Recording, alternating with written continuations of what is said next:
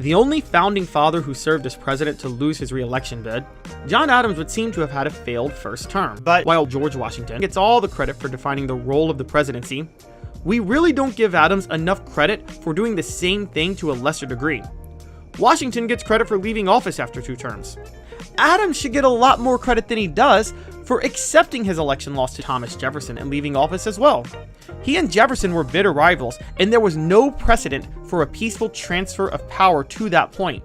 By making the decision that losing an election means what it says, Adams codified democracy for the young nation, and he deserves all the credit in the world for that. On the policy front though, he also had a lasting impact.